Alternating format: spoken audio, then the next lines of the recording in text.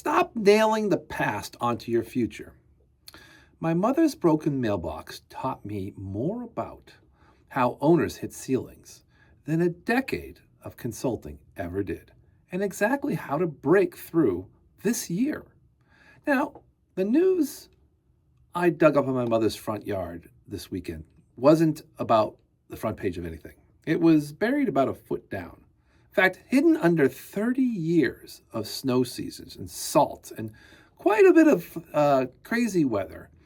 The second my shovel sort of hit the dirt, I already knew what the answer was.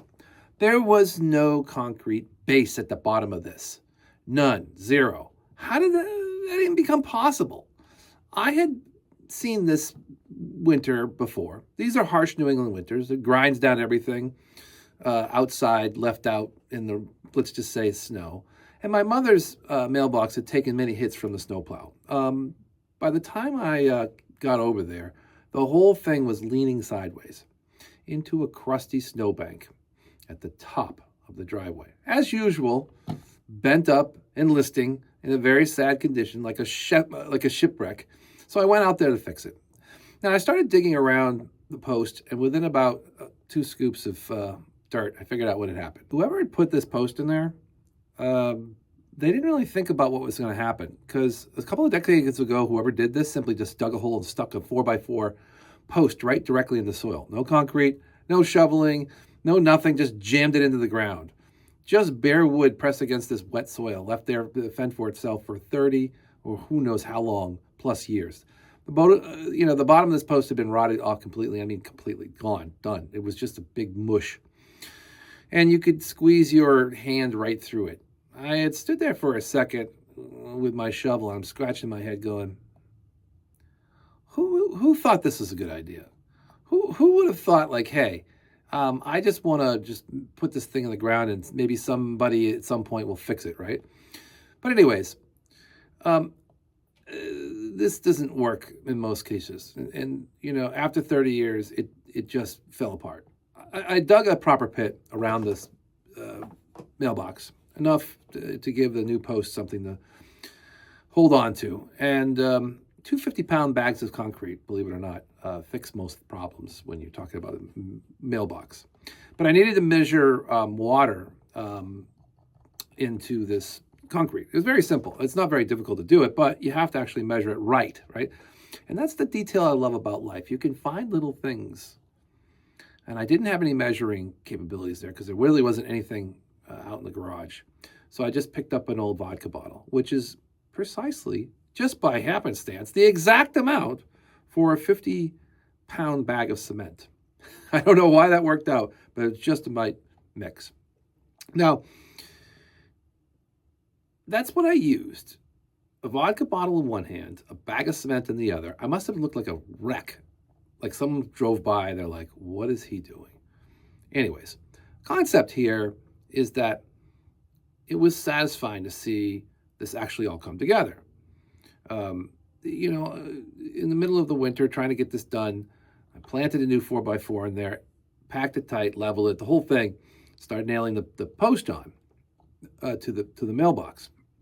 My mother yells out the window. Well, she didn't have to yell, but let's just say she did. Put that mail holder back on too.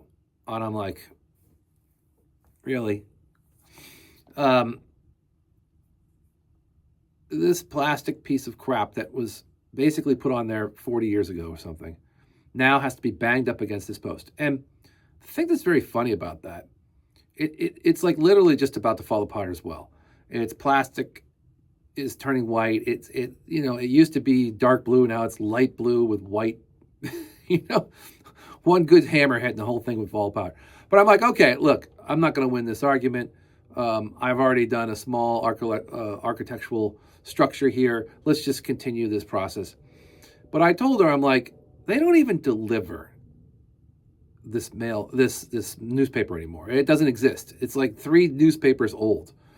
And besides, they won't deliver cars that drive by now won't deliver to the mailboxes. They just huck it in the driveway at 5 o'clock in the morning, and they're driving by at 30 miles per hour. No one's getting out of their car and putting these things in mailboxes anymore. It doesn't happen anymore. These plastic mail holders have been long since used. Anyway, long story short, what this really wasn't about my mother hearing this. She basically said, I don't care. I'll tell them. I'll call them. I'll write them. You're gonna write somebody. Hey, go put this 3-page paper in my mailbox every day. See, newspapers have gotten to a point where they're not even newspapers. They're like pamphlets, which is interesting because you could fold the entire thing into a paper airplane and sail it off. It's just, that's it. It's ridiculous. It's so thin and light. It's like so cost effective now that it doesn't even feel like a newspaper used to feel like. It's literally like tissue paper. And basically, if there wasn't a plastic wrapper around this newspaper, it would just blow away. It would find its way to some tree in Pennsylvania, miles away after it got blown up in the air. And it's the one thing about these plastic sleeves. My mother has these plastic sleeves of these newspapers. She keeps them like some sort of discarded pile of, useful utility drawer things. And she's got them, uses them for leftovers. She uses them for anything she could possibly think of. There's these plastic green wrappers all over the house being used for different things, tying up fruit, putting things together. In fact, I get some in the mail sometimes with her, whatever she's given us. And my personal favorite is she goes around to other people's yards and starts digging up their dandelions and then throws them in the bag and then throws that out. And I'm like, okay, this is like a habit of habits don't die, right? And that's really what this is about. This is what this post is about. This newspaper thing, it really is interesting. Nobody reads this anymore. Nobody reads the newspaper. I try to explain to her, like, when was the last time, like, you actually, you and I, not people who are 80 years old, we actually got a newspaper subscription. We actually bought anything related to a newspaper. I don't think I can even remember the last time, beyond a subscription, I don't even remember the last time I bought a newspaper. And 10% of the population now is left that cares about this, right? And it's usually either the very, very old or some random town that only has one thing going on in their world, right? And newspapers literally going to be gone in another 20 years. It just doesn't make sense anymore, right? We're going to the digital age. It's extinct. It's going as a replacement. And yet there are still people out there who won't give it up. I was at 7-Eleven this morning, and this guy's got to be 70-something years old, walks in, buys a paper, and walks out. That's it. That's all he wants to buy. Because it's familiar, because it's the thing that I always had. It's the thing they've always bought. It's the thing they did after every single time that they've done anything in their world. And, unique to this, if you look at the daily paper, where it's gone from, it's sort of like buying this former version of how things used to be, right? And people have held on to this whole point of trying to keep that story in their mind, especially in business. See, every single day I sit across these people, business owners who are doing the exact same thing over and over. I'm not talking about the giant enterprises and the corporate worlds and warriors out there that have got big businesses. I'm talking about your bread and butter businesses, every single business that's in my town, from the dentist to the bicycle shop to the water delivery guy to the oil delivery guy to the hair salon. They're all the same thing. It's all very basic stuff that they're just not even thinking about scaling. They're just trying to live through their life and get through to the next day. The back office and the counters are sticky notes, papers, people writing on a desk of when someone comes in to remind them, filling up a calendar with basic stuff. Messages taken by hand, and the whole thing still is rudimentary. It's like that. I'm in the town, and I'm sure everybody's town is the same. I just see the whole thing. And by the way, It's not bad things. It's just the way things are. People basically, they're reading their daily paper. Right? So the vast people I speak with today have got no sense of automation, no serious investigation into AI, no infrastructure strategy being built behind them around their business. They're not thinking about intelligence. They're not thinking of streamlining operations, their daily activity, their calendars, their systems, their lead nurturing, their review management, their reputation, their content strategy. None of it. No, no, no. Their referrals are the way that they work typically, and they just keep going. They're tiny little gears that keep a little tiny business being tiny. And all of them want to make more money. All of them. They all want to do this. They all want to grow, but still, they won't participate. Most of the people I speak with, I still have to sell to them the story of these fundamental concepts of trying to budge them from the mindset of it ain't broke, I ain't gonna fix it, to if I could organize this thing, streamline my business, and create more time in my life and have real efficiencies, it would make more money and I'd be happier. But then again, that's the whole pitch. More money, more time. The two things every owner says they want, but when you ask them point blank, here's the things that you need to do, I still have to sell the entire thing and I don't make much progress. Most people will push back and push because they still want to read the newspaper. They still want to go back to yesterday when it was easier and simpler not to do anything, but to just basically do the same thing they've always done since day one, or really the same thing they've been doing for the last couple of years. Now, you can get rid of the donkey and you can put a tractor in.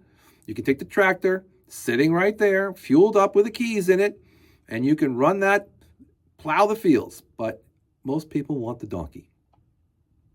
Unfortunately, that's the way it is. It's just the same math that's always been there. And the donkey keeps working because the donkey is a donkey. The donkey's familiar. How many of you reading this or listening to this are thinking about this? How many deep down know that your systems, your processes, they're antiquated? You know that AI is so much faster, so much better. There's so many things that you could do that you know you should do, but you don't do. Now, I'm not going to go into details about why this makes sense on so many different layers, but I will say what people really need to think about is what's coming and what's going to happen over the next couple of years. And I've been prophetizing towards this. I've been prophesizing about many of the things. You kind of think about that 40-year-old plastic mailbox. It's been there forever. It still has a purpose, but it's not used because no one will use it.